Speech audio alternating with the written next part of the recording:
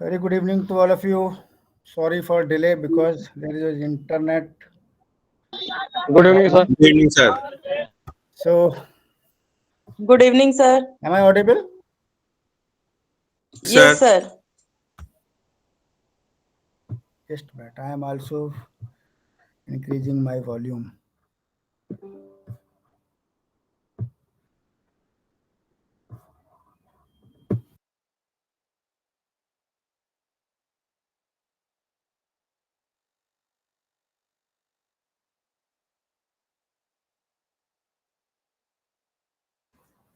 So, yes. How many are there? Ramanand Mishra, I am looking. Nilesh Mishra, Kanchan Tiwari. Yes, Only sir. three. Okay, so first, because this is my first class, introduce yourself, what you are doing. Are you freshers or having some kind of experience of pharmaceutical sales management or any medical experience? Sir, I am fresher. You are from where? Sir, I am from Chandigarh. Okay, so next,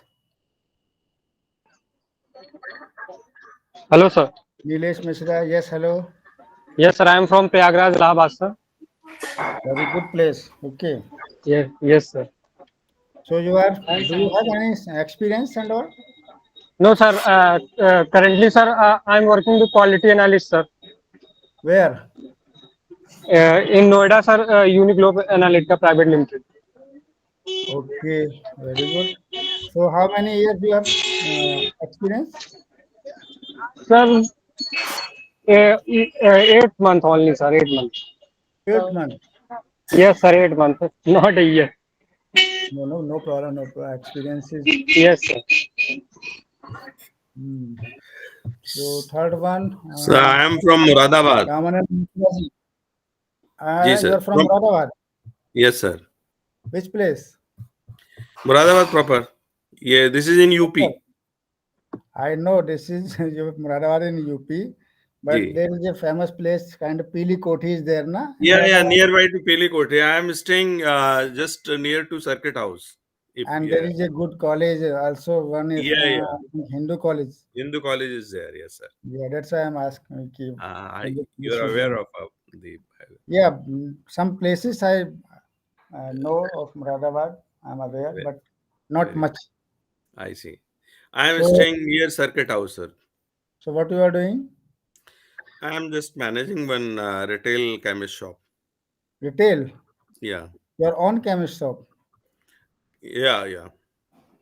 Good. So why you have joined this program? Just for getting some experience. Actually, I didn't have any background of pharmacy or medical. Okay. Just started this shop as usual. So are you this pharmacy degree are you holding or not? No, I am not holding any degree of pharmacy or even biology. Okay. I am new So to this I field. think there is license. There is license required. License, No? yes, there are many people, sir. The license is available. That's not an issue. Some co-workers are there. Okay. So it is a kind of medical store or anything else? It's a medical store, sir. Retail medical shop. Okay. Good. I own it. 2, 3 other persons who have some experience, they are working with us. Good. So this program will really help you or not? Definitely, it should help, sir. Good. So I think 4 years blocks you have completed. That is MV1, MV2, MV3, and MV4. Yes, Right? sir. Yes, sir. So what is your experience about these blocks? In what way, sir? Blocks are okay. Means kind of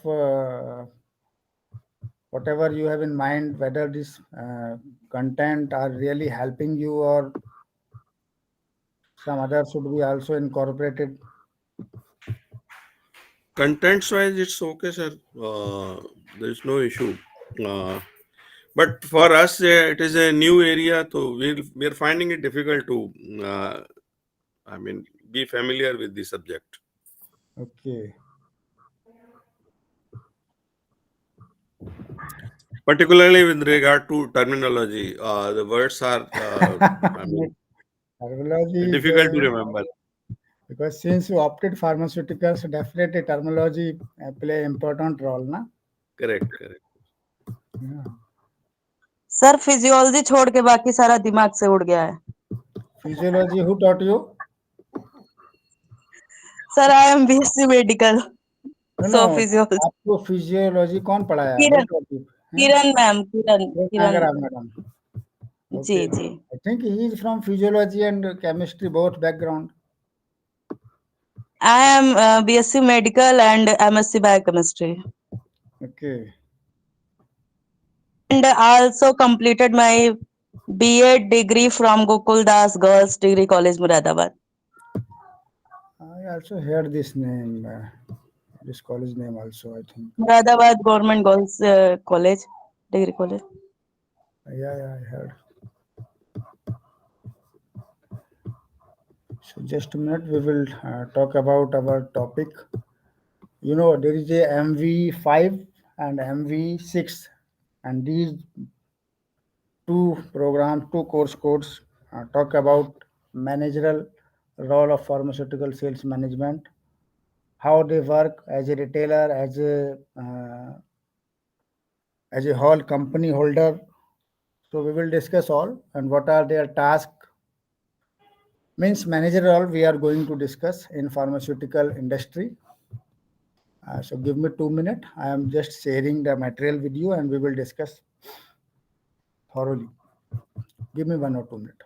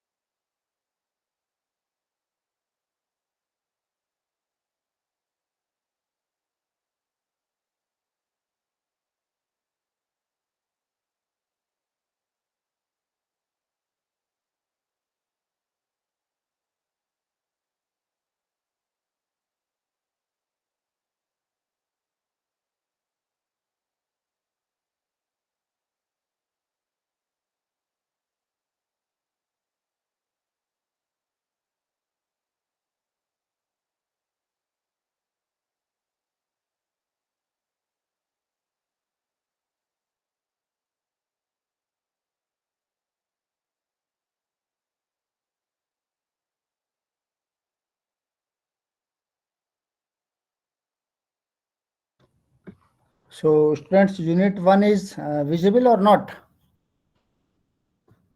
Visual, sir, Yes, visual. sir. Visible. Yes, sir. Is it full screen? Ji, sir. Yeah. So are you frequent? Are you compliant with English or with Hindi or both? Both, sir. So I will. Okay. We will discuss kind of mixed language so that all can understand because the material is already available in English. Yeah. So first unit talk about the task of professional manager. Can anybody discuss what is manager in your own word?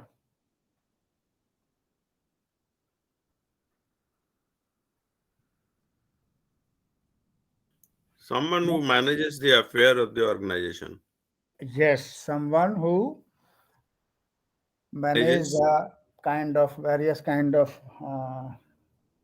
affairs in their organization. So, what is professional? Professional is very simple. Means if we are talking about kind of organization, so what organization is dealing? that is kind of profession. So task means what are the task means what are the steps has to be taken by the manager for the growth of the organization, growth of the business, growth of the system. तो इसमें हम यही discuss करेंगे कि एक manager के रूप में इंडिविजुअल को किस तरह के टास्क लेने हैं, किस तरह के टास्क को उसको फॉलो करना है, so that maximum input can be maximum output can be obtained. तो इस मैट्रिक्स को थोड़ा सा डिस्कस करते हैं यूनिट को, फिर देखते हैं इसमें हमें पढ़ना क्या है इसमें। So there are 3 objective. सबसे पहले हम जानेंगे कि हु इज प्रोफेशनल मैनेजर। उसके बाद में develop familiarity with various task of professional manager, what are the task which has to be taken care by the professional manager, and to know what exactly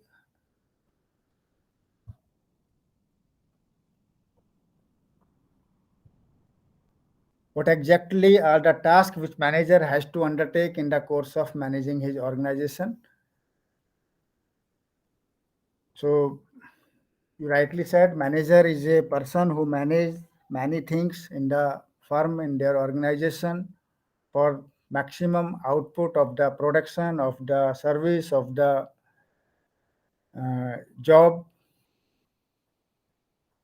So if we can read as a definition, a manager can be compared to the captain of a ship, क्योंकि जिस तरह से ship में एक captain का role होता है, same manager का रोल होता है in their organization, in their firm, who has first to set the course of reach the destination, उसको कहाँ जाना है, means क्या अचीव करना है, and they steer the ship along the course. Similarly, manager has also to do various similar things. First of all, set objectives with the firms must achieve, means her company के, हर organisation के कुछ ना कुछ objectives होते हैं और उनको achieve करने के लिए मैनेजर को कौन कौन से टास्क करने हैं। सबसे पहले तो उसको ऑब्जेक्टिव ही फॉर्म करने होते हैं as a manager, so that we can achieve with the help of our human resource management, who are the working in our organization, in our firm. Then उन ऑब्जेक्टिव्स को किस तरह से हमें फुलफिल करना है, उनके लिए डायरेक्शंस तैयार करता है मैनेजर। उसके बाद में मैनेजर मॉनिटर करता है कि उसमें किस तरह की प्रोग्रेस हो रही है उन ऑब्जेक्टिव्स को अचीव करने के लिए, व्हाट आर द एक्टिविटी जो हमें करनी है एज ए मैनेजर। तो ये सारी की सारी चीज़ें जो रोल हैं, means the managerial role is very kind of mix and very comprehensive. Sometimes he has to work as a leader, sometimes he has to work as a captain, sometimes he has to work as a mentor, sometimes he or she has to kind of even as a worker also, because in uni जिसमें एक ही employ काम करता हो उसमें top to bottom वही काम करता है, क्योंकि उसको बहुत सारी अपने मैनेजरल चीज़ को अपना फ्रेम भी करना है और उनको अचीव भी खुद करना है। But in a big firm वहाँ उनको अचीव करने के लिए उसको गाइड करना होता है, उसको मेंटर करना होता है, उसको सुपरविजन करना होता है। तो if you are a part, individual is a part of top management team, then you will be very actively involved in this task, though the process of define the mission and objective for their entire organization.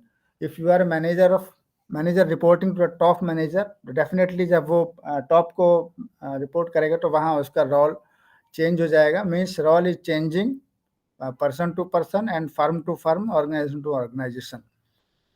So if in one word, single word, if we can define, then the role of manager is as a leader, as a captain of the firm, of the organization. So आप देख रहे हैं यहाँ पे large American एक example दिया है, एक large American multinational company has its subsidiary in India which manufacture and market the popular line of cosmetic and cough and cold चूँकि फार्मास्यूटिकल सेल्स पढ़ रहे हैं तो इसमें हम एग्जांपल्स भी मोस्टली हम लोग फार्मास्यूटिकल बैकग्राउंड से ही लेंगे, जहाँ मेडिसिन की बात करेंगे, उनके प्रोडक्शंस की बात करेंगे, उनका प्रमोशंस की बात करेंगे। तो इसमें जो मैनेजरल की हम बात करेंगे वो उस मैनेजरल एस्पेक्ट की बात करेंगे जहाँ फार्मास्यूटिकल ऑर्गेनाइजेशन होंगी, फार्मास्यूटिकल की इंडस्ट्री होंगी, वहाँ मैनेजर का रोल किस तरह से है उसकी हम बात करेंगे। यानी कि मेडिसिनल प्लांट को किस तरह से हम लोग ग्रो करेंगे, किस तरह से उस मेडिसिनल प्लांट की हम लोग मेडिसिन बनाएंगे और उसको किस तरह से further packaging, further promotion, further selling, इस सब में मैनेजमेंट का क्या रोल है, इसको हम पढ़ेंगे। तो ये एक इलस्ट्रेशन दिया था जो कौन सा ये वाला, दिस वन, मेडिकल प्लांट्स वाला। एक मल्टीनेशनल कंपनी है अमेरिकन की और वो उत्तर प्रदेश के किसी डिस्ट्रिक्ट में मेडिसिनल प्लांट को वो प्रोडक्शन करती है and it is use as an active ingredient of all medicine of medications. Control over this essential raw material gives to the company to substantial cost advantage. Means एक company है जो एक medicinal plant को उगाती है, उसको grow करती है, उसको सर्व करती है, नर्चर करती है। दूसरा वो उसको एज ए रॉ मटेरियल दूसरी कंपनी को प्रोवाइड करती है। तो यहाँ in every aspect managerial role becomes very important, क्योंकि हर जगह मॉनिटरिंग की और सुपरविजन की जरूरत है। इसको फर्दर आगे हम और पढ़ेंगे डिटेल में। मैनेजरल सर्वाइवल एंड ग्रोथ, देखिए आपने लेमार्क की थ्योरी, सॉरी डार्विन की थ्योरी पढ़ी होगी, सर्वाइवल ऑफ द फिटेस्ट। जो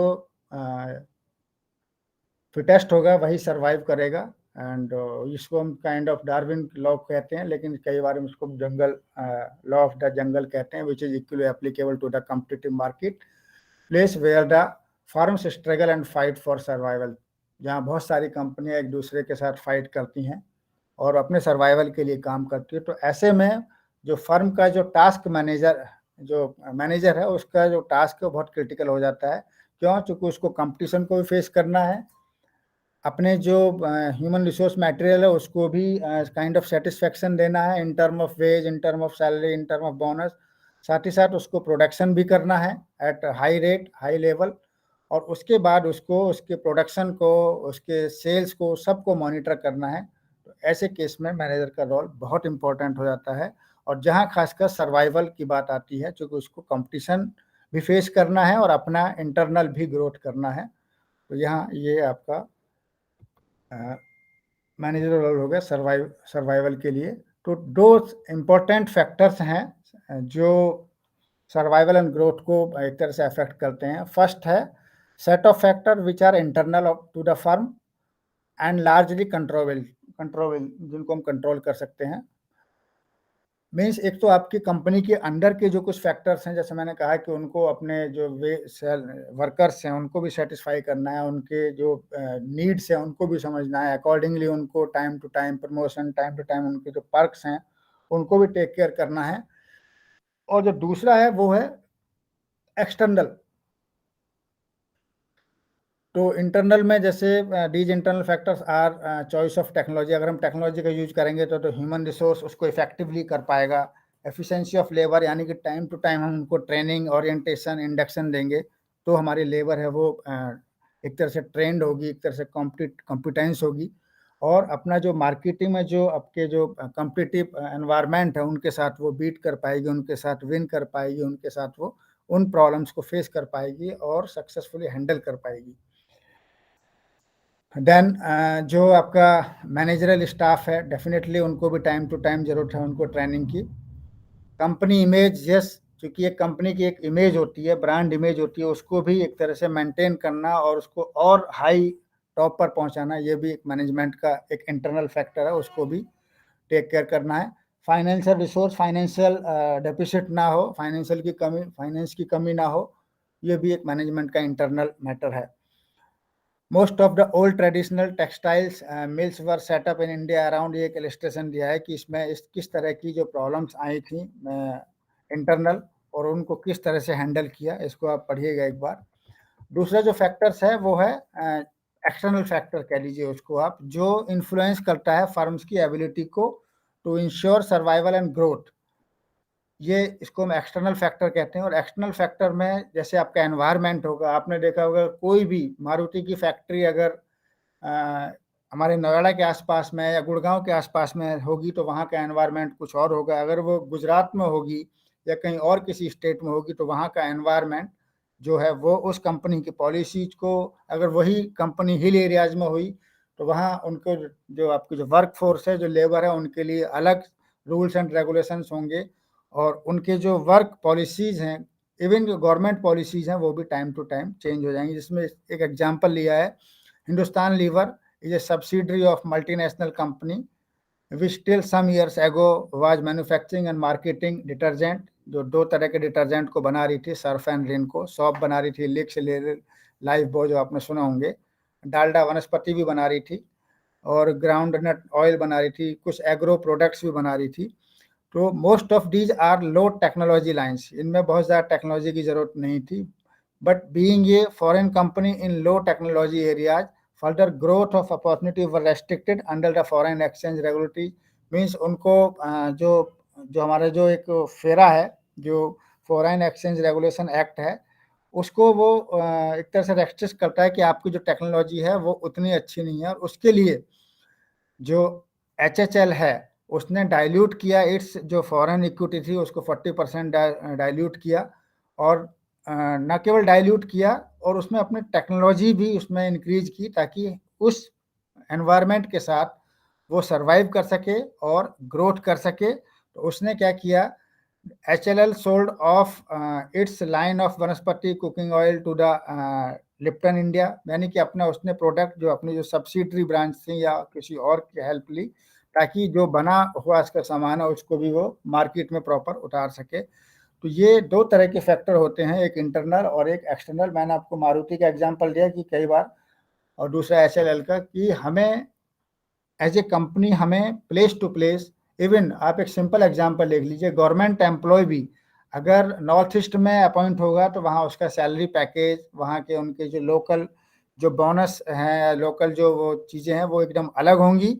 और जो बाकी जगह दिल्ली में देखिए HRA अलग है, बाकी जगह HRA कुछ और होगा, TA कुछ और होगा, और बहुत सारे पर्क एंड इंसेंटिव्स हैं। वो place to place, environment to environment change होते हैं, और वहाँ की जो मैन्युफैक्चरिंग थिंग्स हैं वो भी टाइम टू टाइम चेंज होती हैं। तो ये जो फैक्टर है that is known as external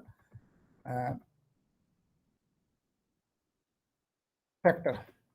maintaining firms efficiency in term of profit generation, एक second.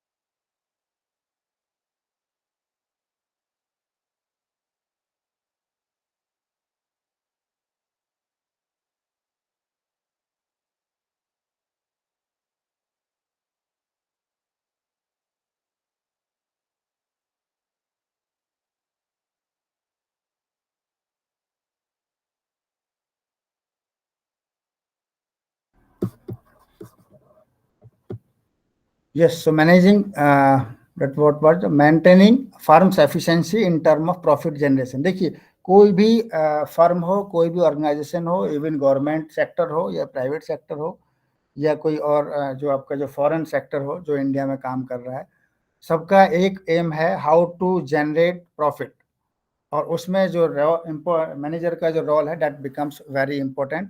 So efficiency is the ratio of output to the input. हम एक मैनेजमेंट का एक सिंपल थंब रूल है, मिनिमम इनपुट और use technology and kind of human resource management so that we can maximize our profit. यही एक simple thumb rule है management का, कि how to get maximum output, maximum production with a minimum time, minimum input और minimum this in kind of investment. इसके लिए management का या मैनेजर का रोल बहुत इंपॉर्टेंट हो जाता है, because he has to deal many things. He has to find raw material which can be obtained at very cheapest and very low prices, and so he can hire the human resource management at very substantial rate, और he can तो ये एक initial level पर हर organisation की कोशिश होती है। और हर however over the period, if the production becomes high and production becomes very satisfactory, so perk and this wages always increased by the management from time to time. So profit is essential for the survival and growth of business. Yes, of course, without profit, no organization, no company, no business cannot be survived and cannot be growth internally and externally. So profit is very important factor. A manager may decide to forego some profits today for the profit which he is seeking tomorrow. Sometimes, if you see, the manager is getting some very small profit, but sometimes he forgo the low profit because he has to obtain. He has already set objective to get maximum production, maximum profit. So he always just oversight the minimum profit and all, because the aim of the organization is to get maximum profit, maximum output at with the minimum cost and minimum input. Here, therefore, the role of manager become very important, and we will discuss how the role and how the changing role हम आगे वाली इसमें पढ़ेंगे. So here business activities, because very many business activity take place to get the maximum profit and the maximum output. So यहाँ management का role become very important. Profit generated can be used for expansion. Profit से हम लोग further company का expansion होता है, technology उसमें आती है और ग्रोथ होती है. इवन जो हमारे साथ जो कंपनी में शेयर होल्डर हैं उनको डिविडेंड, उनको शेयर, उनको डिवेंचर्स हम लोग देते हैं. और इवन जो अपने जो कस्टमर्स हैं उनको डिफरेंट काइंड की स्कीम देते हैं. आपने देखा होगा get one and get second free. इस तरह की जो हम लोग जो कंपनी जो वो देती हैं, प्रमोशंस करती हैं, वो तभी कर पाती हैं जब when they are in win-win situation or profit generating situation.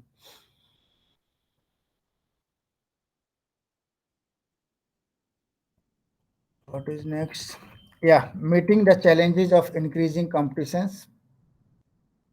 अब जैसे कि हमने पहले डिस्कस किया कि किसी भी कंपनी के लिए और किसी भी मैनेजमेंट के लिए मोस्ट इम्पोर्टेंट जो वो होता है, ड्यूटी होती है या मोस्ट इम्पोर्टेंट जो एक्टिविटी होती है, that is to survive in the competitive environment. So what are the challenge, किस तरह के चैलेंजेस हो सकते हैं कॉम्पिटिटिव एनवायरनमेंट में, और and how to increase competition. जब इंक्रीजिंग कंपटीशन की स्थिति होती है तो उस तरह कौन कौन से चैलेंजेस मैनेजर को या मैनेजमेंट को या ऑर्गेनाइजेशन को, देखिए ओवरऑल जो उसको फेस करती है वो करती है कोई भी ऑर्गेनाइजेशन, कोई भी फर्म, कोई भी बिजनेस एंटिटी. बट उसको इंडिविजुअली अगर देखें तो वो फेस करता है मैनेजर. कोई भी जो चैलेंज होता है, कोई भी जो कंपटीशन होता है, उसमें जो सबसे पहले फेस करता है that is manager. So in today's fast changing world, one is very critical task of every manager is to anticipate and prepare for the increasing competitions.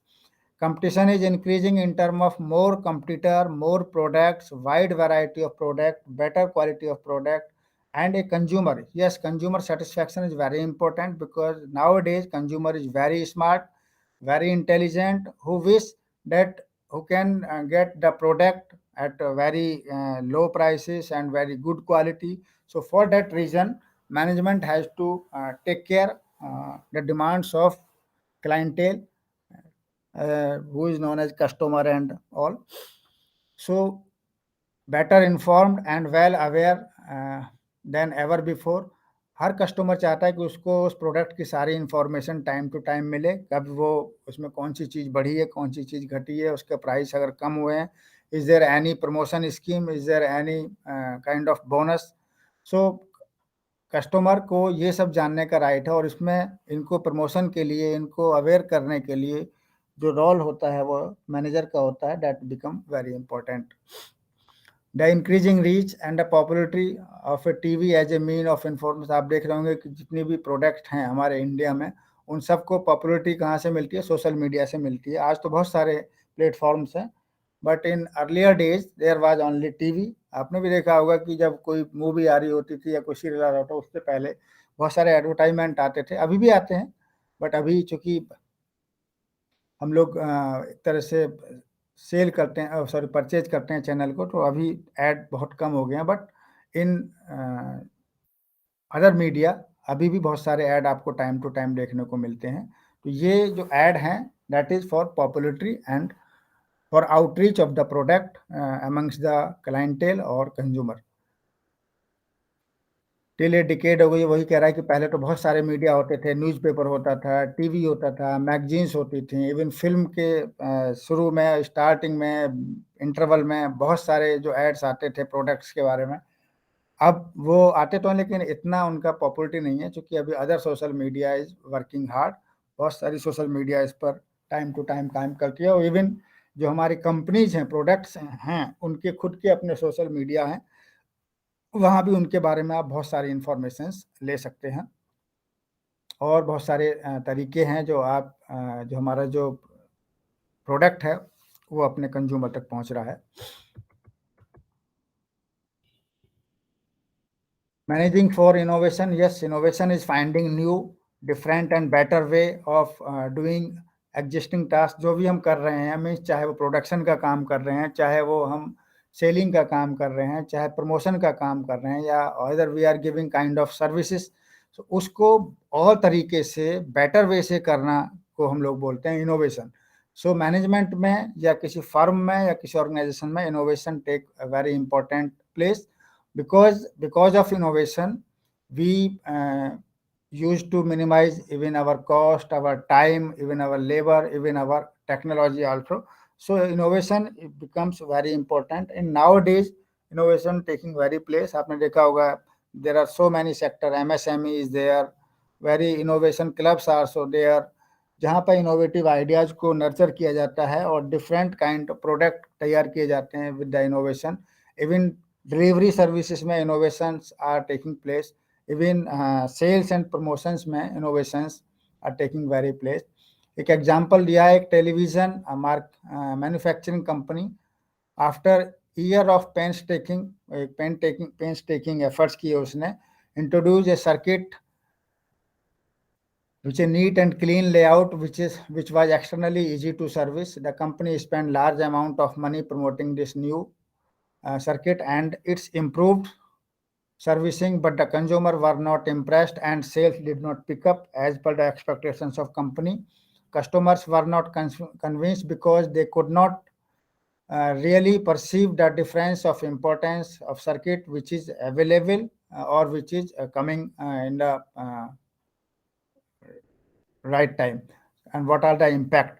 The marketing consultants to the company recommended that instead of using plywood, the company should use the transparent plastic back cover for the glass chassis. So बहुत सारी चीजें हैं, लेकिन देखिए company ने example में ये बताने का प्रयास किया कि एक बहुत अच्छा सर्किट बनाया गया, लेकिन उस सर्किट को कस्टमर्स ने उनको एक्सेप्ट नहीं किया, because they were not aware what are the importance of this new circuit and how it is better than previous circuit. So इसके लिए भी आपका जो innovations हैं वो that innovative practice becomes very important, because by the using of innovation we can sensitize the customer, we can sensitize the our target group, our client group to for their further use, and that is possible only by the innovation. But for innovation, it is very important. The innovation should reach our client with kind of confident, with kind of good delivery of services. If he is satisfied, means customer is satisfied, definitely sale of the company definitely will be high.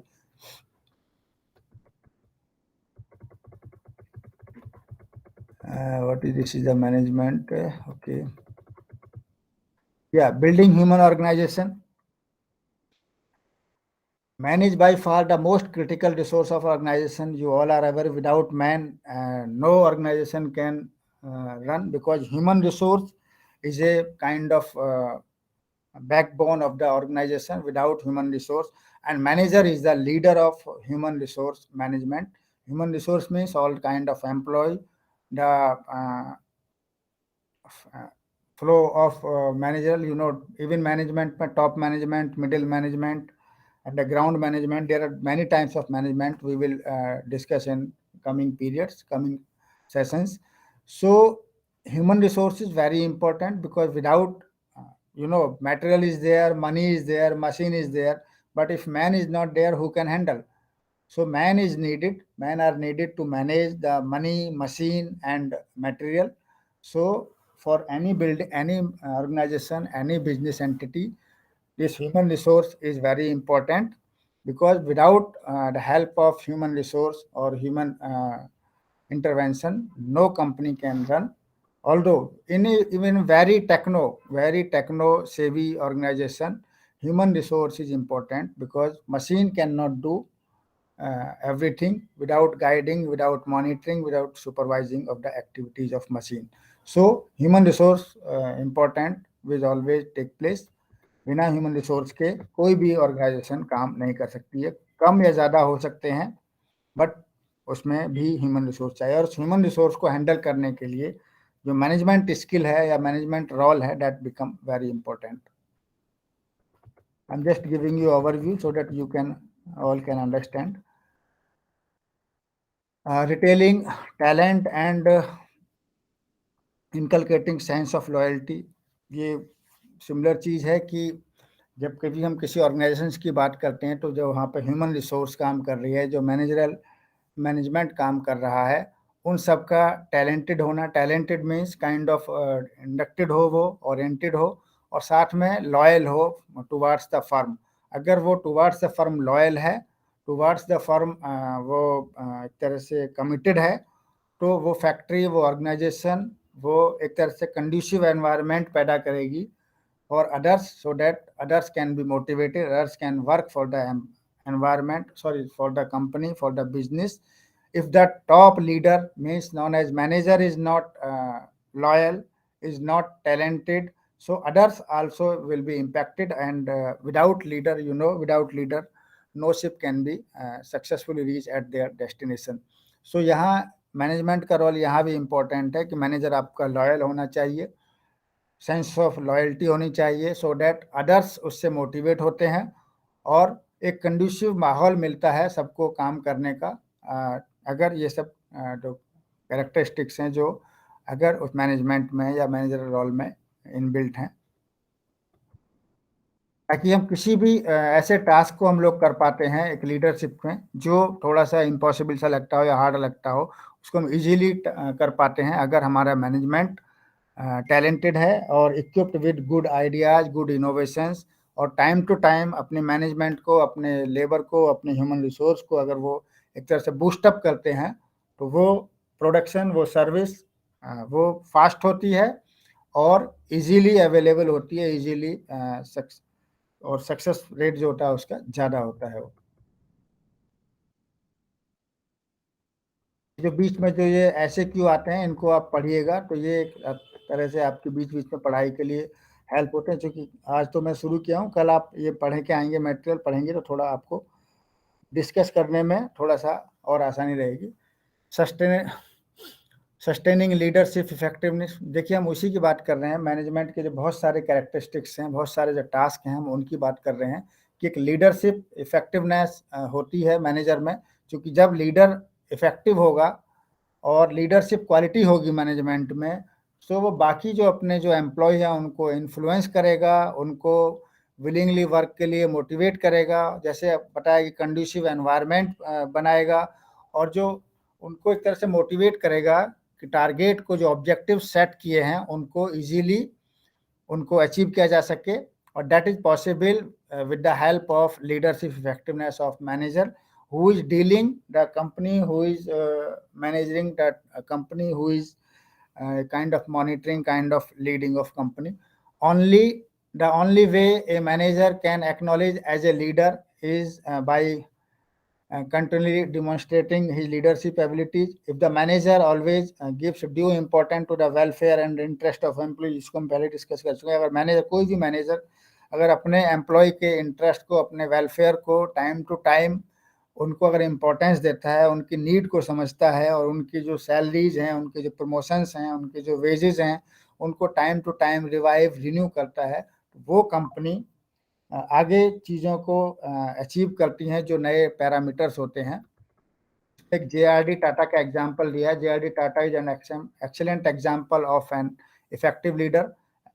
Appointed chairman of Tata Steel in 1939, he held his this position, performing with distinction and providing admirable leadership right up to 1985. Means 1948 से लेकर के 1985 तक उसने leadership किया.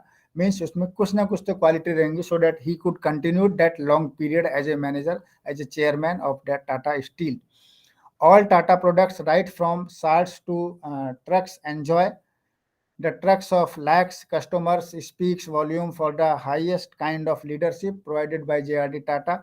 Means यहाँ full freedom थी, kind of loyalty थी सभी में, और वो लोग आपस में बात कर सकते थे, अपने प्रॉब्लम्स को एकदम डायरेक्ट अपने चेयरमैन के साथ शेयर कर सकते थे. बट वही था कि एक लीडरशिप थी, कि वो इफेक्टिव लीडरशिप थी, ताकि लोग अपना मोटिवेटेड रहें, कॉन्फिडेंट रहें कि चीज़ों को हम लोग अचीव कर लेंगे, whatever we are given.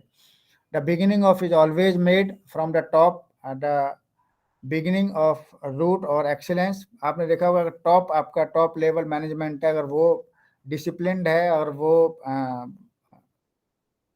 Motivated है, वो इनोवेटिव है, having the good ideas, good thoughts about their employ, about their organization, तो उसका इम्पैक्ट जो नीचे जो डाउन द लाइन जो एम्प्लॉय होते हैं उन पर भी पड़ता है, और वो लोग भी मोटिवेटेड होते हैं to achieve the target, to achieve the objectives of the firm or organization. तो ये एग्जांपल इन्होंने टाटा का दिया. Maintaining balance between creativity and conformity. एक मैनेजर का जो इम्पोर्टेंट टास्क है वो है कि क्रिएटिविटी एंड कंफर्मिटी में बैलेंस रखे. डेवलपिंग ए न्यू आइडिया उसको डेवलप करना है, उसको कॉन्सेप्ट नए डेवलप करने हैं, प्रोडक्ट भी क्रिएटिव हो सकते हैं, लेकिन साथ ही साथ उसको कंफर्मिटी भी आपको उनको इंश्योर करनी है, कि ऐसा नहीं हो कि हम क्रिएटिविटी की तरफ ध्यान करते चले जाएं और जो बाकी चीज़ें जो उसका जो एक्चुअल मेन और मोटिव था ऑर्गेनाइजेशन का, उससे हम थोड़ा सा डेविएट हो जाएं. नो. सो दोनों के बीच में हमें एक बैलेंस रखना है as a manager, creativity and conformity के बीच में. यही है the other part of story and usually the more difficult part to translate the idea into the successful business. The require details planning and organization of finance, marketing, administration. While new products development involve in a high degree of creativity, its transformation into successful business reality involves. Means वही है कि देखिए, आप सोच रहे हैं, ऐसा नहीं कि बहुत क्रिएटिव होते चले जाएं और कंफर्मिटी से दूर हो जाएं. तो एक बैलेंस रखना है कि आपको क्रिएटिव भी होना है, और साथ में उनको ऐसे आप क्रिएटिव आइडियाज लीजिए, ऐसे क्रिएटिव टास्क बनाइए, so that you can achieve. अगर उनको अचीव ही नहीं कर पाएंगे तो there is no importance having kind of creativity. So दोनों में बैलेंस का काम जो करना है वो मैनेजमेंट का इम्पोर्टेंट रोल है, कि क्रिएटिविटी एंड कंफर्मिटी में दोनों में बैलेंस रखे टू गेट मैक्सिमम आउटपुट. और यहाँ ये कह रहा है कि दोनों तरह के लोगों को रखने की जरूरत है ऑर्गेनाइजेशन में, जो क्रिएटिव भी हों और साथ में who can produce the business result. Creative के साथ साथ ऐसा नहीं हो कि हवाई में क्रिएटिविटी की बात करें. नो. जो बिजनेस को एक अच्छा रिजल्ट प्रोड्यूस कर सकें, ऐसे मैनेजमेंट, ऐसे स्किल पर्सन्स, ऐसे इंडिविजुअल्स हमें अपने ऑर्गेनाइजेशन, अपनी फर्म में रखने की जरूरत है. And that is possible with the vision, good vision of top management और मैनेजर. पोस्टपोंडिंग मैनेजरल ऑब्सोलेंसिस मीन्स आप जो भी मैनेजमेंट में देखिए बहुत सारे हिकअप्स आते हैं, उन सबको पोस्टपोन करें, उन सबको साइडलाइन करें. ओनली वन मोटिव रहे कि how to get maximum profit, how to get maximum production, how to get the company at high level ranking. So इस तरह की अगर होंगी, किस तरह से हमारी जो फर्म है वो एक अच्छे लेवल तक पहुंचे, किस तरह से हम अपने एम्प्लॉय में, अपने कस्टमर में, अपने कंज्यूमर्स में एक कॉन्फिडेंट बिल्ड कर सकें, ये भी आपका मैनेजर का एक रोल है. Meeting the challenge of change. आप देख रहे हैं टाइम टू टाइम बहुत सारे चेंजेस होते हैं. वो that changes may be because of even political भी हो सकते हैं, social because of social activities हो सकते हैं, बिकॉज ऑफ इकोनॉमिक्स हो सकते हैं, टेक्नोलॉजिकल इंटरवेंशन आते हैं, बहुत सारे कल्चरल एनवायरनमेंट की वजह से चेंजेस होते हैं. तो मैनेजर को इन सब चैलेंजेस के साथ तैयार रहना है, ताकि जैसे ही चेंज हो हम अपने आप को, अपनी कंपनी को, अपनी ऑर्गेनाइजेशन को अकॉर्डिंगली टाइम टू टाइम उन चैलेंज के साथ हम लोग उसको कोप अप करने की कोप अप कर पाएँ, और जो हमारे जो एनवायरनमेंट में चेंज होते हैं या जो बहुत सारे जो जिसकी बात करें सोशल, पॉलिटिकल, इकोनॉमिकल, टेक्नोलॉजिकल, इस तरह की जो वजह से जो चेंजेस होते हैं, उन सब में हम हमारी कंपनी आराम से और सक्सेसफुली न केवल स्टैंड रहे, इवन सक्सेसफुली चीज़ों का प्रोडक्शन, चीज़ों का डिलीवरी, चीज़ों का एक तरह से सेल कर सके, कॉन्फिडेंट बिल्डअप कर सके among the customers and company. So ये चेंज, हर चेंज के लिए मैनेजमेंट को तैयार रहना चाहिए, और उसके लिए वो फुली इक्विप्ड और फुली वेल ट्रेंड हो। उसके लिए क्या इम्पोर्टेंट हो सकता है? इम्पोर्टेंट हो सकता है जैसे एग्जिस्टिंग प्रोडक्ट लाइन में भी फेज आउट, जो हमारी अभी जो एक तरह से पुरानी परंपरा पुरानी चली हुई है उसको थोड़ा सा फेज आउट कर सकते हैं। फॉर्मल प्रोसीजर्स जो हैं उनमें चेंज ला सकते हैं। टेक्नोलॉजिकल इंटरवेंशन भी आप चेंज कर सकते हैं, उनकी प्लानिंग अकॉर्डिंगली चेंज कर सकते हैं। रिसोर्स एलोकेशन में चेंज कर सकते हैं। जॉब अप्रेजल चेंज कर सकते हैं, यानी कि लोगों को एक तरह से और एक एडवांस वो दे सकते हैं, फ़ायदा दे सकते हैं। तो ये सब चीज़ें इंट्रोड्यूस करके हम लोग चेंजिंग एनवायरनमेंट में विन विन सिचुएशन ला सकते हैं। एक मैनेजर को इन चेंजेस के साथ, चाहे वो सोशल वजह से हो, चाहे वो पॉलिटिकल वजह से हो, चाहे इकोनॉमिक, कई बार देखा होगा आपने रिसेशन टाइप में आ जाते हैं, उस समय कंपनी को, किसी फर्म को तैयार रहना चाहिए कि वो ऐसे रिसेशंस या ऐसे, अभी जैसा आपने देखा होगा फॉर एग्जांपल, अगर रिसेंट एग्जांपल है, आपने देखा होगा दिल्ली में बहुत सारे किसान आंदोलन चले हैं, और इस आंदोलन की वजह से बहुत सारी चीज़ें अफेक्टेड भी हुई हैं। तो उन सब चेंजेस की वजह से हमारी फर्म को कोई नुकसान ना हो, हमारे प्रोडक्शन को कोई नुकसान ना हो, उसके लिए हम इजीली तैयार रहें और रेडी रहें इस तरह के चैलेंज को, इस तरह के चेंज को एक्सेप्ट करने के लिए और उनको कोप अप करने के लिए। Coping with growing technologies, sophistication, ये हम पढ़ चुके हैं कि जैसे टेक्नोलॉजिकल चेंज होते हैं तो उस टेक्नोलॉजी के साथ हम लोग अपने आप को भी कोप अप कर सकें, और उसके उन टेक्नोलॉजी को हम लोग धीरे धीरे उसको हम अचीव करें, उसको हम एब्जॉर्व करें, और एक सोफिस्टिकेटेड वे में हम उस टेक्नोलॉजी के साथ अपने फर्म को खड़ा कर सकें। तो मीन्स हम मैनेजर का टास्क है कि जो नई टेक्नोलॉजी आ रही है, ग्रोइंग टेक्नोलॉजी आ रही है, उसको हम एक्सेप्ट करें, बट धीरे धीरे सोफिस्टिकली उसको हम ग्रैप्स करें। जैसे आपने देखा होगा the use of computer in business has totally change the way that manager make decisions. Managers today not only have access to more updated information but also better information which can improve quality of their decisions. So आपने देखा होगा कि अभी technology का intervention हो चुकी है। एक मैनेजर एक जगह बैठ करके अपनी जो डिफरेंट जो लोकेशंस हैं वहाँ के सारे मैनेजरल जो हमारे जो स्टाफ हैं उनको साथ मीटिंग ले सकते हैं, उनके साथ डिस्कस कर सकते हैं, उनके साथ बात कर सकते हैं, जो न्यू इंटरवेंशंस आ रहे हैं उनको साथ शेयर कर सकते हैं, स्टैटिकल डेटा आपस में शेयर कर सकते हैं। तो ये सब चीज़ें पॉसिबल हैं न्यू इंटरवेंशन ऑफ टेक्नोलॉजिकल, जो हमारी जो इंटरवेंशंस होती हैं उनको हम टाइम टू टाइम उनको मैनेजर के रूप में उनको एक्सेप्ट करें, उनको हम एक्सेप्ट करें। Coping with growing public criticism, आपने देखा होगा किसी भी फर्म के लिए क्रिटिसिज्म वेरी इंपॉर्टेंट। बिना क्रिटिसिज्म के कोई भी फर्म नहीं चलती है, चाहे वो, और उस क्रिटिसिज्म को पॉजिटिव लेना चाहिए ना कि नेगेटिव, क्योंकि वो क्रिटिसिज्म कई बार नेगेटिव लूप में काम करती है, बाद में वही पॉजिटिव रोल प्ले करती है। इसलिए क्रिटिसिज्म कई बार खराब भी लगती है, लेकिन वही क्रिटिसिज्म आगे इम्पोर्टेंट हो जाती है for the survival, for the further growth of any organisation. So ऐसे क्रिटिसिज्म को पॉजिटिविटी में बदलने के लिए, जैसा आपने देखा होगा क्रिटिसिज्म, पब्लिक क्रिटिसिज्म होती है, पॉलिटिकल अपोजिशन होता है, तो बोथ ऑब्जेक्टिव एंड इरेशनल, इस तरह की जो हमारी पब्लिक क्रिटिसिज्म है या पॉलिटिकल अपोजिशन है, उनको डील करने के लिए या उनको एक तरह से कन्विंस करने के लिए यहाँ जो आपका मैनेजमेंट का जो रोल है वो दैट बिकम्स वेरी इंपॉर्टेंट। और इस तरह को पॉलिटिकल हो या इनको अवॉइड करने के लिए बहुत सारे जो तरीके हैं, जैसे आपको लीगली आप उनको हैंडल कीजिए या सोशली उनको हैंडल कीजिए, अपना प्रोफाइल इस तरह से मेंटेन कीजिए कि लोगों को हाइपर ना लगे और आप अंदर ही अंदर लोगों में कॉन्फिडेंट बिल्डअप करने में आप सक्सेसफुल हों। Coping with increasing level of aspiration, improvement in information technology is resulting in an increasing trend towards democratization of the society. लोगों में बहुत तरह की एस्पिरेशन होती हैं अपने प्रोडक्ट को लेकर के, अपने सर्विसेज को लेकर के। तो जो लोगों की जो एस्पिरेशन बढ़ती हैं, लेवल ऑफ एस्पिरेशन बढ़ता है, अकॉर्डिंगली आपके मैनेजमेंट को अपने कस्टमर के अकॉर्डिंग उनको उतरना पड़ता है।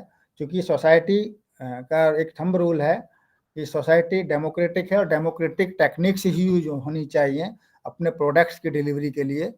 सो manager must bear this fact in mind while dealing with blue colour worker because these are, देखिए यह कहने का मतलब है कि बहुत सारे वो हैं आपके वर्कर्स हैं, जिसमें से एक ब्लू कलर है और एक मिडल लाइन वर्कर है और एक आपका डाउन द लाइन वर्कर है।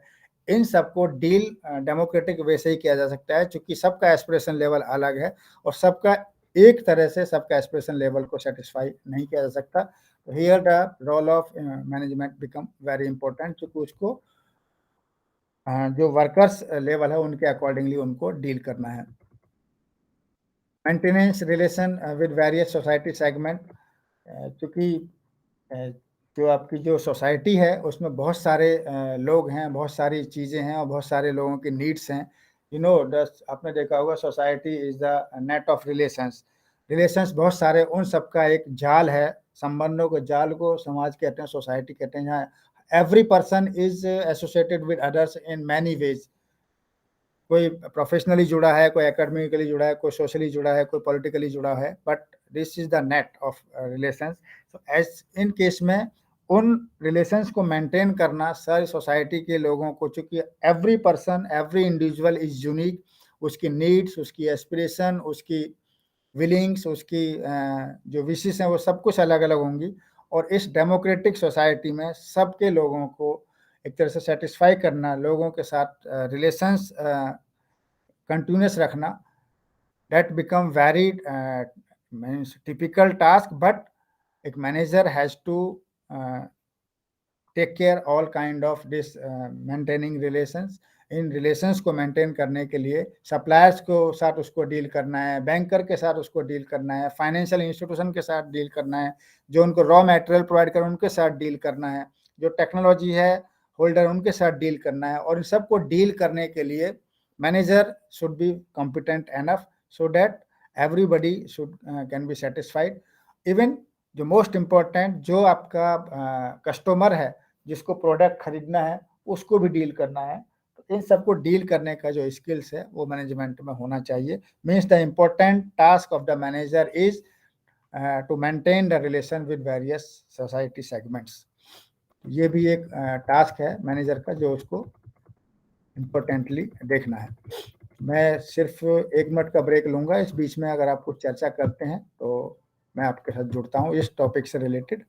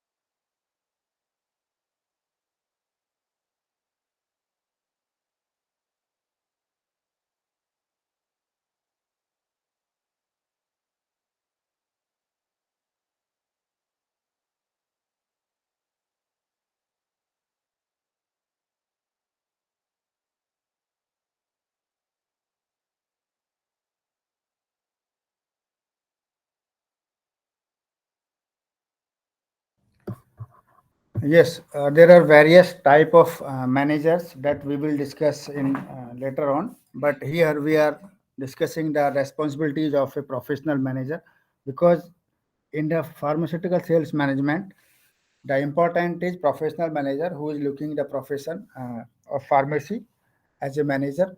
So the responsibility of professional manager become very important to understand to all of you, and as far as knowledge is concerned or as far as this course design is concern. So हम लोग discuss करते हैं कि किस तरह से जो professional manager है उसकी क्या क्या रेस्पॉन्सिबिलिटी हैं and why they are important.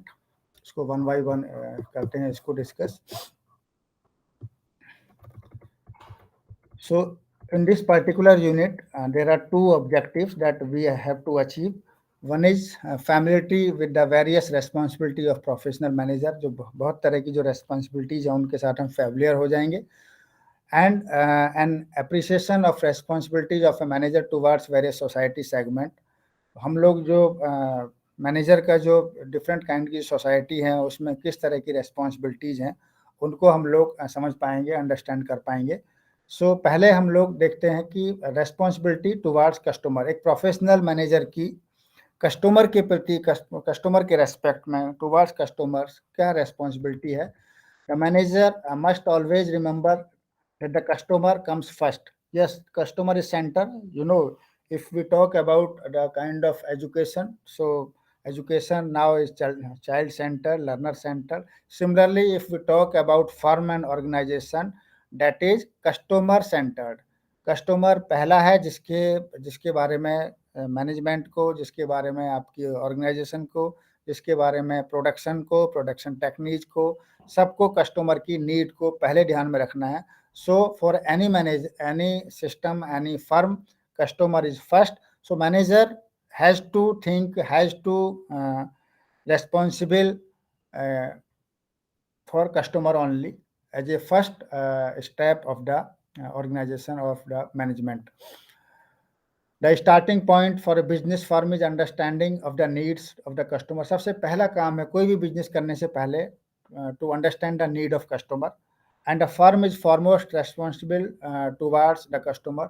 जब आप नीड को आप एसेस करेंगे, उस नीड को अचीव करना, उस नीड को फुलफिल करना ही आप किसी भी फर्म का, किसी ऑर्गेनाइजेशन का काम होता है. So in simple word, a firm's responsibility towards its customer is in term of ensuring that the desired quality of product at a reasonable price is made available to the customer. यहाँ पर दो चार चीजें और जोड़ सकते हैं कि desired quality means good quality होनी चाहिए, रीजनेबल प्राइस होनी चाहिए, easily available means door step services हो कस्टमर के. तो वो सारी चीज़ें अगर हैं, ये एक इम्पोर्टेंट फैक्टर है किसी भी फर्म का, किसी भी कंपनी का. वो उसकी रेस्पॉन्सिबिलिटी है इन सब चीज़ों को टेक केयर करे. Product quality is of the utmost concern. सबसे पहले तो सच में जो प्रोडक्ट की क्वालिटी है उस पर सबसे पहले ध्यान देने की ज़रूरत है, बिकॉज क्वालिटी अगर डिग्रेड होगी तो कस्टमर का जो कॉन्फिडेंट है, कस्टमर का जो फेथ है वो हट जाएगा, और फिर वो प्रोडक्ट, उसको आपने देखा होगा जैसे उसको फिर कोई ख़रीदता भी नहीं है, उसके कोई सेलिंग उसकी प्रॉपर फिर नहीं हो पाती है. आपने कई बार देखा होगा कोई किसी भी प्रोडक्ट की क्वालिटी होगी तो वो गोदामों में भरा रह जाता है, फिर उसको जो फर्म है उसको फिर वो डिस्ट्रॉय करते हैं या कुछ और करते हैं, और इससे वो लॉस भी उठाते हैं. सो क्वालिटी की जो प्रोडक्ट है that is the utmost concern of the firm and organisation और business. Product quality is of the utmost concern and cover dimensions of product design. जब हम क्वालिटी की बात करते हैं तो प्रोडक्ट डिज़ाइन हो, मटेरियल क्या यूज हो रहा है, material use in production, safety, purity, hygiene and aesthetic appeals, ये सब चीज़ें प्रोडक्ट क्वालिटी में आती हैं. The quality of spices is measured in term of its purity, fragrance, freshness, cleanliness and color. जैसे इसमें spices की बात की है कि इनको हम किस तरह से हम लोग करते हैं. In case of car and quality refers to fuel efficiency. बहुत सारे एग्जाम्पल दिए हैं जो तरह तरह की हम लोग उसकी क्वालिटी को हम लोग पैरामीटर्स हैं. अगर कार की बात करें तो वो फ्यूल कम ले, अच्छी स्पीड से चले, सेफली चले. अगर हम खाने की चीज़ों की बात करते हैं तो प्योरिटी हो, हाइजीनिक हो, अच्छी सुगंध उनमें होनी चाहिए, क्लीन हो, फ्रेशनेस उनमें दिखनी चाहिए। तो इस these are the quality parameter and these quality parameters change from product to product. लेकिन जो इस प्रोडक्ट के जो क्वालिटी पैरामीटर्स हैं वो अचीव होने चाहिए उस फर्म के द्वारा कस्टमर की नीड के according. That is the utmost concern of the firm, means customer की नीड के लिए रेस्पॉन्सिबल होना चाहिए किसी भी कंपनी और किसी भी ऑर्गेनाइजेशन को। तो इसमें यही दिखाया है, यही बात की है इसमें। And what is next, responsibility towards share holders. आपने देखा होगा कोई भी company can not run on by one. So इसके लिए जब कंपनी कोई भी एस्टेब्लिश्ड होती है एक प्रॉपर मैनेजमेंट होती है, और इस मैनेजमेंट के साथ साथ उसमें जो इंटरनल और एक्सटर्नल शेयर होल्डर्स होते हैं, और उन शेयर होल्डर्स के लिए रेस्पॉन्सिबिलिटी मैनेजमेंट की क्या होती है, प्रोफेशनल मैनेजर की। बहुत ओवरव्यू देखिए कि शेयर होल्डर्स को प्रॉपर इंफॉर्मेशन हो, टाइमली मिले इंफॉर्मेशन, उनको जो प्रॉफिट है वो टाइमली और इक्वली जो उनका कॉरस्पॉन्डिंग जो उन्होंने इनपुट लगाया उसके अकॉर्डिंगली उनको प्रॉफिट मिले, और अगर उसमें जो एनहेंस हो रहा है, जो ग्रोथ हो रही है, उसमें उनका कंट्रीब्यूशन हो।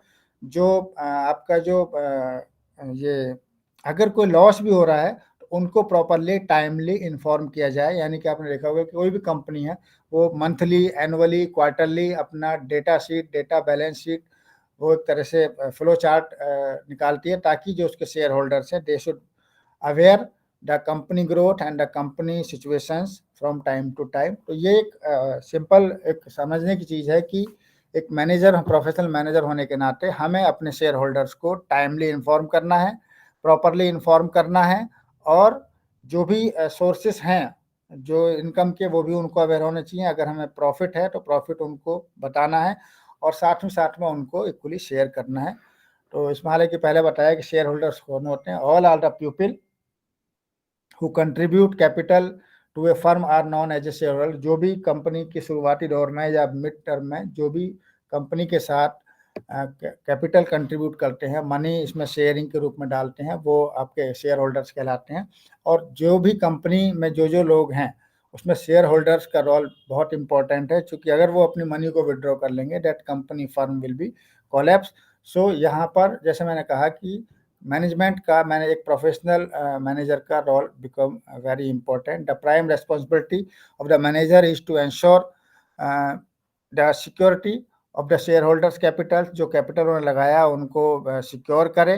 The manager must ensure the firm does not become bankrupt. यानी मैंने कहा कि जो भी इंफॉर्मेशन है कंपनी का फ्लो चार्ट या स्टेटस वो time to time shareholders को बताए, और अगर बैंकक्रप्ट होती है तो वो भी पहले से पता हो, और अगर उसमें प्रॉफिट हो रहा है तो वो भी पहले से पता हो, ताकि जो आपकी जो शेयर होल्डर्स हैं दे शुड वेल अवेयर। पहले हम लोग लॉस की बात कर रहे थे यहाँ पे कि अगर कोई कंपनी बैंकक्रप्ट हो रही है या लॉस में जा रही है तो उसको टाइमली शेयर होल्डर्स को पता हो जाए, ताकि वो लोग भी अपना और कंट्रीब्यूट कर सकें। और उसके लिए मैनेजमेंट का role becomes very important to inform the shareholders timely, so that shareholders can also take opinion and can contribute their decisions, can contribute their ideas for the further survival, further growth of the company. तो ये एक मैंने जैसे overview बताया, इसमें सब यही लिखा है कि अगर कोई लॉस होता है तो वो टाइम से बताया जाए। कोई भी अगर इंफॉर्मेशन है कंपनी के रिगार्डिंग, उसके स्टेटस के रिगार्डिंग, उसके प्रॉफिट के रिगार्डिंग, बैलेंस शीट है या एनुअल जनरल जो बैलेंस शीट है, उन सब के बारे में टाइमली इन्फॉर्म किया जाए, शेयर किया जाए जनरल मीटिंग के द्वारा, या डिफरेंट जो न्यूज जो उनके जो मैगजीन्स या उनके जो आर्टिकल्स निकलते हैं उनके हवाले से आपके जो शेयर होल्डर्स हैं उन सबको टाइमली इन्फॉर्म किया जाए। तो that is the prime responsibility of professional manager towards the share holders. Responsibility towards employee, yes, of course, if the management is firm is running, that is not possible without the help, without the support of employee is who take care of the company interest, who spare their time, and who are the real resource of the company, who is working hard, genuinity, loyalty and dedication, with the dedication for the success of firm. So the responsibility towards employees become very important because they are working as a backbone of the company. They are providing support in terms of their skill, in terms of their knowledge, in terms of their work hard. So company इन employ के प्रति क्या क्या जिम्मेदारी हो सकती है वो मैं पहले से डिस्कस कर चुका हूँ कि उनके वेजेज का, उनकी सैलरीज का, उनके जो प्रोविडेंट फंड्स हैं, ग्रेचुटी हैं, इंश्योरेंस है, बोनस है, इन सबको टेक केयर करना ये मैनेजमेंट का काम है, एक प्रोफेशनल मैनेजर का काम है। जो वेजेज हैं वो time to time, place to place, changing environment में वो अकॉर्डिंगली उनको मिले, उनको सेफ एनवायरनमेंट मिले, हेल्दी एनवायरनमेंट मिले, कंड्यूसिव वर्क मिले। एक एग्जांपल है, अगर सपोज करिए किसी में फीमेल वर्कर काम कर रही हैं तो वहाँ क्रच की फैसिलिटी होनी चाहिए ताकि वो अपने बच्चों को अच्छे से नर्चर कर सकें। वहाँ पर अगर 30 से 40 एम्प्लॉय हैं तो वहाँ पे काइंड ऑफ कैंटीन होनी चाहिए, काइंड ऑफ ये फर्स्ट एड रूम्स होने चाहिए। इवन फर्स्ट एड रूम तो 2-4 जितने भी हों सबके लिए अवेलेबल होना चाहिए। तो ये सारी चीज़ें हैं जो एम्प्लॉय के प्रति एक मैनेजमेंट को ध्यान में रखनी है।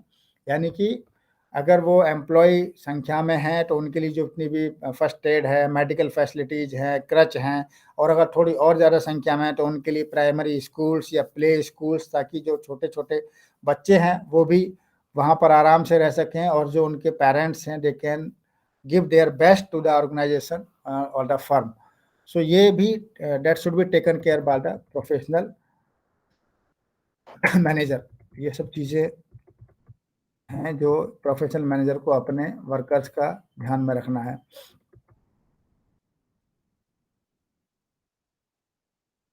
रिस्पॉन्सिबिलिटी टुवार्ड सप्लायर, देखिए एक तो होते हैं इंटरनल वर्कर, एक होते हैं एक्सटर्नल वर्कर। एक्सटर्नल वर्कर में सप्लायर आते हैं, एजेंट आते हैं, जैसे फार्मास्यूटिकल सेल्स में भी आपने देखा होगा, मेडिकल रिप्रेजेंटेटिव हैं, एमआर हैं। वो what they are basically kind of promotion agent, kind of supplier.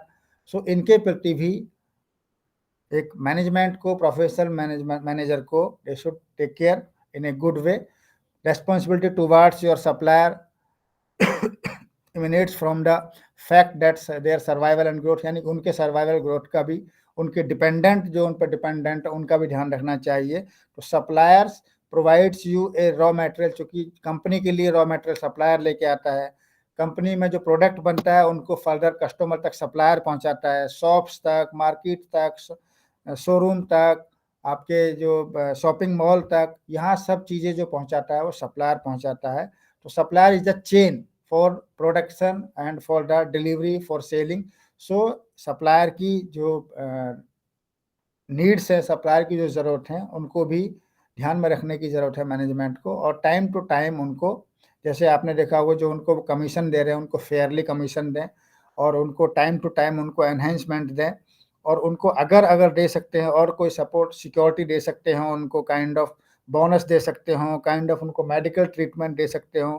ये सब चीज़ें भी ज़रूरत है आपके मैनेजमेंट को सोचने की सप्लायर की, because supplier is the chain. And if you see, if we are not using any technology, so supplier is one who is promoting our product by using their word of mouth among the people, among the customer, among the firms, among the even outside the shops and retail management. तो वहाँ supplier आपका एक marketing agent के रूप में भी काम कर रहा है। सो तब भी उसको ध्यान रखने की ज़रूरत है, उसको रेस्पॉन्सिबल, एक manager should be responsible towards the supplier. उनको जो फंड जो रिलीज होता है उनको भी proper time to time release करो, उनको होल्ड ना करो। ये सब चीज़ें मैनेजमेंट, प्रोफेशनल मैनेजर की responsibility towards supplier. Towards distributors and retailers, आपने देखा होगा एक तो होता है सप्लायर रॉ मटेरियल को पहुंचाना और प्रोडक्ट को बल्क में पहुंचाना, लेकिन इसके बाद जो छोटे छोटे जो होते हैं जो कस्टमर के डोर स्टेप तक पहुंचते हैं उनको हम डिस्ट्रीब्यूटर कहते हैं या रिटेलर्स कहते हैं। तो इनके प्रति भी सेम रेस्पॉन्सिबिलिटी है जो आपके सप्लायर के रेस्पेक्ट में होनी चाहिए। आपका जो रिटेलर सेटिस्फाइड हो इन ऑल टर्म्स, यानी कि उसको बोनस, उनकी जो आपका वो है उनका कमीशन है, उनकी जो ये सारी चीज़ें टाइम टू टाइम उनको मिलें। तो ये दोबारा इसको डिस्कस करने की जरूरत नहीं है, सेम वही है। Responsibility toward industry and competitions, देखिए एक प्रोफेशनल मैनेजर का जो रोल है वो जो हमारी जो इंडस्ट्री है अगर सेम फील्ड में काम कर रही हैं उनमें कुछ कॉम्पिटिशन्स हैं तो उसमें कॉम्पिटिशन्स हेल्दी रहे, ये भी एक प्रोफेशनल मैनेजर की रेस्पॉन्सिबिलिटी। ऐसा ना हो कि एक दूसरे को दुश्मन समझें, एक दूसरे को बिना मिटाए वो अपने प्रोडक्शन को आगे बढ़ाएं, अपने प्रोडक्शन को वो लोग हेल्दी बनाएं, अपने प्रोडक्शन की मार्केटिंग करें, अपने प्रोडक्शन में क्वालिटी लाएं कॉम्पिटिटिव माहौल में। ये एक प्रोफेशनल मैनेजर की रेस्पॉन्सिबिलिटी है कि वो एक हेल्दी कंपटीशन डेवलप करें अमंग द सेम इंडस्ट्री और सिमिलर इंडस्ट्रीज। तो ये भी एक मैनेजर प्रोफेशनल मैनेजर का इम्पोर्टेंट रोल है, इम्पोर्टेंट टास्क है। Responsibility towards union, you know, the union is very important in any organization, any factory. So union के प्रति भी रेस्पॉन्सिबिलिटी सेम है कि वो it is kind of similar, जैसे शेयर होल्डर्स में या हमारे एम्प्लॉय के प्रति जो जिम्मेवारी है मैनेजमेंट की या प्रोफेशनल मैनेजर की, सेम मिक्स रेस्पॉन्सिबिलिटी है टुवार्ड्स यूनियन कि वो उनको टाइम टू टाइम अपने जो फैक्ट्री हैं उनके बारे में बताएं, उनके जो प्रॉफिट्स हैं, उनके जो डेटा शीट्स हैं उनके बारे में बताएं, जो इंडिविजुअल वर्कर्स हैं उनका टेक केयर करें, उनके जो इनिशियल नीड्स हैं, जैसे मैंने आपको क्रच कहा, प्ले स्कूल कहा, मेडिकल ये असिस्टेंस कहा, या और डिफरेंट काइंड ऑफ बोनस, ये सब वेज, अगर इन सबको टाइम टू टाइम मैनेजमेंट देख रहा है तो यूनियन वहाँ बहुत ज़्यादा हावी नहीं होती है। और अगर ऐसे केसेस को, ऐसी डिमांड्स को रखने के लिए यूनियंस का रोल बहुत इम्पोर्टेंट होता है। सो हम एज ए प्रोफेशनल मैनेजर हम यूनियन के जो नीड्स हैं, यानी कि जो हमारे एम्प्लॉय की जो नीड्स हैं, हमारे जो वर्कर की नीड है, अगर हम उनको हम आराम से देखें और उनको इजीली हम उनको फुलफिल करें, अगर यूनियन की कोई भी डिमांड आती है तो उनको हम सुने, उनके साथ टाई अप करें, उनके साथ डिस्कस करें, उनके साथ बार्गेन करें, उनके साथ कलेक्टिवली किसी डिसीजन पर पहुँचें, उनकी चीज़ों को रिकॉग्नाइज करें, उनकी बातों को समझें और अकॉर्डिंगली डिसीजन लें। तो ये एक रेस्पॉन्सिबिलिटी है टुवार्ड्स यूनियन, ताकि सबको सबका नीड्स को पूरा कर सकें। ये एक गुड और प्रोफेशनल मैनेजमेंट का मैनेजर का रोल होता है। Responsibility towards government, yes, there are many government rules apply on the organization, on the firm. So हमें ज़रूरत है कि हमें गवर्नमेंट के प्रति भी रेस्पॉन्सिबल होना है, क्योंकि आपने देखा होगा कि हम पेड़ों को अननेसेसरी ना काटें, हम लोग अननेसेसरी पॉल्यूशन ना फैलाएं, हम लोग अननेसेसरी गंदगी ना करें। तो गवर्नमेंट के प्रति, और गवर्नमेंट को टाइम टू टाइम टैक्स दें, टाइम टू टाइम चीज़ों को बारे में उनको अवेयर करें कि हमारा ये हमारा स्टेटस है, ये हमारी फर्म की जो इनकम है ये है, बैलेंस शीट को हम लोग शेयर करें। ये सब चीज़ें गवर्नमेंट के प्रति भी एक प्रोफेशनल मैनेजर की एक रेस्पॉन्सिबिलिटी है, उसको वो टेक केयर करें। रेस्पॉन्सिबिलिटी टुवार्ड्स सोसाइटी, कोई भी हम ऐसा प्रोडक्ट, कोई भी ऐसा हम प्रमोशन ना करें जो सोसाइटी के सेट नॉर्म्स के अगेंस्ट आए, सेट नॉर्म्स को एक तरह से डिस्ट्रॉय ना करें। तो हमारी, जैसे आपने देखा होगा, हम पैकिंग में आपने एक एग्जांपल देखा होगा कि पैकिंग में हम अगर किसी रिलीजियस चीज़ को हम डालेंगे तो वो चीज़ें हमारी सोसाइटी हार्ट करती हैं, और प्रमोशन में हम लोग अगर ऐसी किसी चीज़ को हम लोग यूज़ ना करें जो हमारी सोसाइटी को हर्ट करें। सो हमारी सोसाइटी के प्रति भी हमारी रेस्पॉन्सिबिलिटी है कि हम उनकी नीड्स को समझें और उनके बिलीफ को, उनके फेथ को हम लोग उनको एक तरह से टारगेट ना करें। तो ये हमारी एक रेस्पॉन्सिबिलिटी है, सोशल रेस्पॉन्सिबिलिटी है मैनेजर की, वो इन चीज़ों को टेक केयर करें, सोसाइटी के वेल विशर के रूप में काम करें, सोसाइटी के नीड्स को समझे, सोसाइटी को सर्व करे, ये सब चीज़ें हैं। ये हमारा एक और टॉपिक ख़त्म हुआ, और क्विकली, क्योंकि टाइम कम है, आज थोड़ा लेट से भी शुरू हुआ, थर्ड इसको भी शुरुआत करते हैं, थोड़ा सा हम लोग डिस्कस कर पाएँ।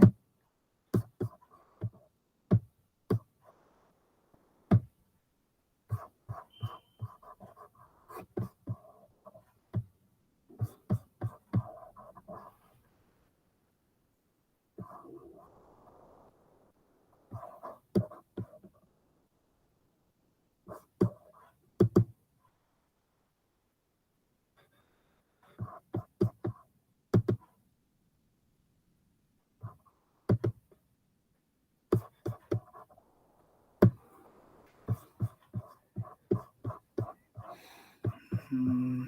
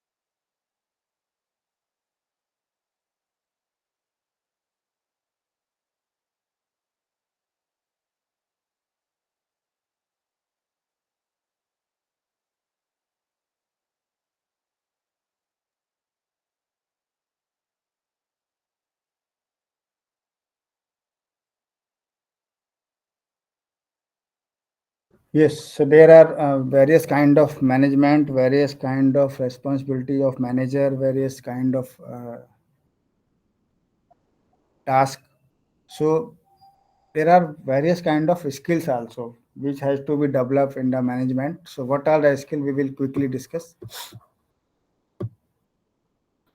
Managerial skill means management जो एक person है who is dealing the various task, various affairs of the firm and organization.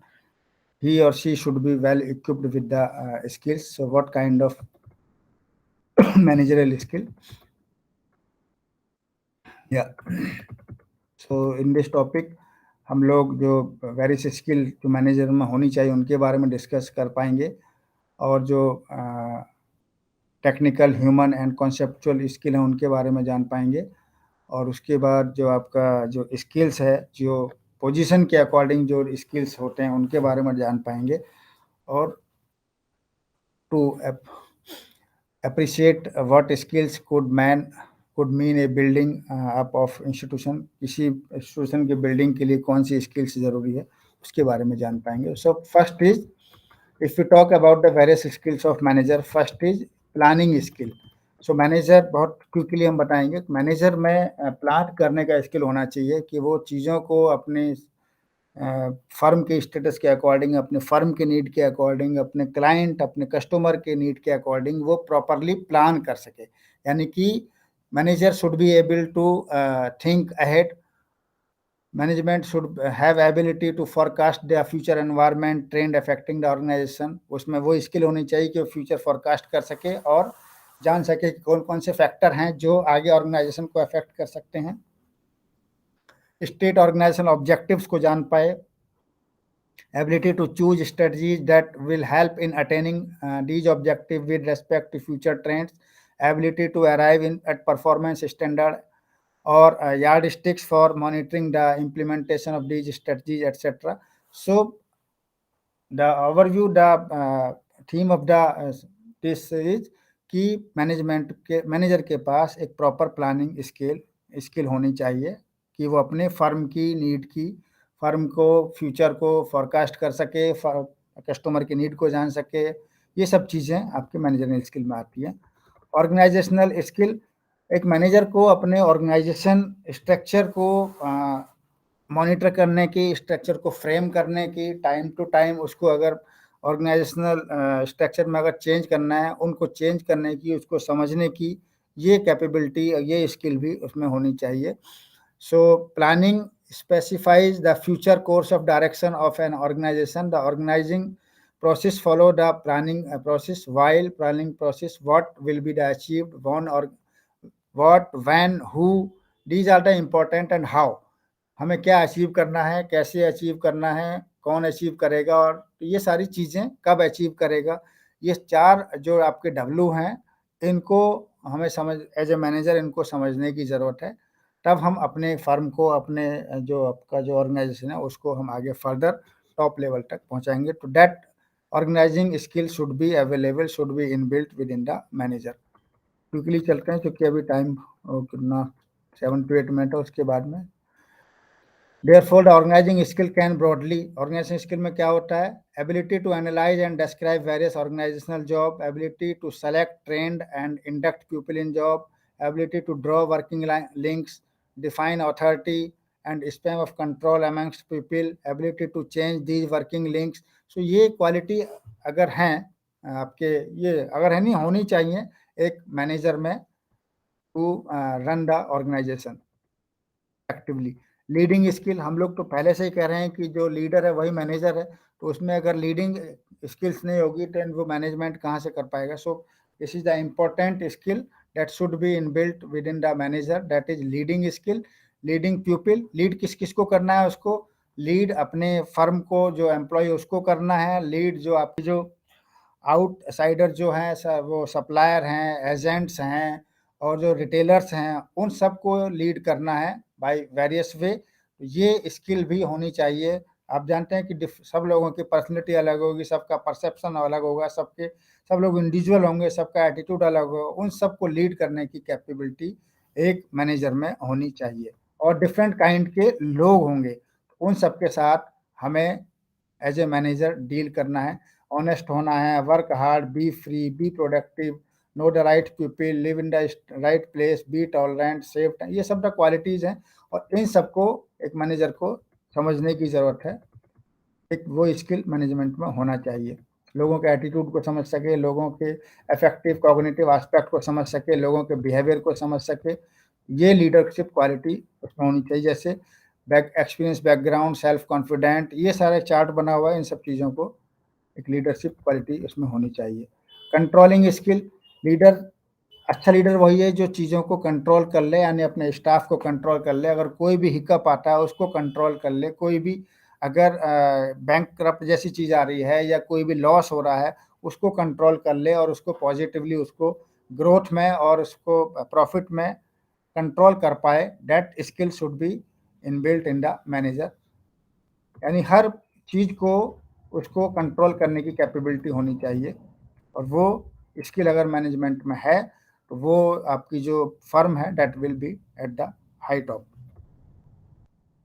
Decision making skill, ये तो बहुत इंपॉर्टेंट है। बिना डिसीजन मेकिंग स्किल के कोई भी मैनेजर, कोई भी अपनी कंपनी में अच्छे से रन कर ही नहीं सकता, क्योंकि जब तक वो डिसीजन मेकिंग नहीं कर पाएगा, अगर सपोज करिए अभी आग लगी है फैक्ट्री में और वो डिसीजन नहीं ले पा रहा है कि इसको मिट्टी से बुझाना है, पानी से बुझाना है, या अभी बुझाना है या कल बुझाना है, तो ऐसे में ये these are the important examples कि उसको टाइम, उसी समय इमीडिएट प्रोएक्टिवली उसको डिसीजन लेना है to save the company, to save the safeguard of the interest of the employ, to safeguard the consumer interest. इसके लिए जो भी डिसीजन उसको लेना है वो by taking care of the company, by taking care of the employee, by taking care of the client, customer, immediate और quickly decision making skill उसमें मैनेजर में होना चाहिए। लेवल ऑफ मैनेजर, देखिए इसमें लेवल ऑफ मैनेजर बताएं, जैसे first level manager है जो टॉप लेवल मैनेजर बोलते हैं इसको, क्योंकि जो लोग बोर्ड ऑफ मैनेजमेंट में होते हैं सबसे ऊपर जो होता है, जिसे आप सपोज करिए chairman is the top level management. उसके बाद में मिडिल लेवल मैनेजमेंट आती है, सॉरी एक तो हो गया, हाँ फर्स्ट लेवल मैनेजमेंट में जो लोग ऑनर्स हैं उस कंपनी के। देन मिडिल लेवल मैनेजमेंट में जो आपके जो उसमें जो और शेयर होल्डर्स हैं वो आते हैं। और जो टॉप लेवल मैनेजमेंट में जो लोग उसमें जो काम कर रहे हैं, जो एग्जीक्यूटिव मैनेजर या ये सब टॉप लेवल मैनेजमेंट में आते हैं। मैनेजमेंट को 3 तरह से डिफाइन किया गया है यहाँ पे। Managerial skill at various levels means top level पर क्या स्किल्स होंगे, टेक्निकल लेवल्स, ये टेक्निकल लेवल है एक। दूसरा कौन सा है आपका, ह्यूमन लेवल है। ह्यूमन लेवल पर जो आपके मैनेजमेंट काम कर रहा है उसके क्या स्किल्स होंगे, यानी कि उसको ह्यूमन रिसोर्स को टेक केयर करना, उनकी नीड को केयर करना है। कंसेप्चुअल लेवल मीन्स जो भी हम कॉन्सेप्ट है उसका ऑर्गेनाइजेशन का, उसमें जो स्किल्स चाहिए, यानी कि उसको कंपनी को ऊपर हाई लेवल पहुंचाने में जो इंडिविजुअल का जो रोल है उनको समझने के लिए ये कॉन्सेप्चुअल लेवल ऑफ मैनेजमेंट हो गया। ये एक चार्ट के थ्रू इन्होंने बताया है कि किस तरह के मैनेजरल स्किल हो सकते हैं।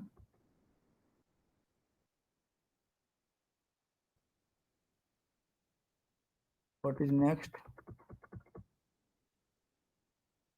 So this was the overview of 3 blocks of this MEV5। और कल हम कोशिश करेंगे कि टाइमली आप सबके साथ इंटरेक्ट करें। बस my humble submission is that आप लोग मटेरियल को अगर पढ़ लेंगे तो थोड़ा सा 1 to 1 आप भी अगर कोई सवाल आपके मन में जहन में हो तो हम लोग उसको डिस्कस कर देंगे। But today is not time कि आपके सवाल जवाब अगर फिर भी कोई हो, you are most welcome. Ramanand, Nilesh, Kanchan, अगर कोई सवाल आपके जहन में है आप पूछ सकते हैं। नहीं sir, thank you. No, sir. कल मिलते हैं। आप थोड़ा तैयार रहिए, थोड़ा आप भी पढ़िएगा to make interactive session. Okay sir, thank you sir. Thank you, sir. Good night.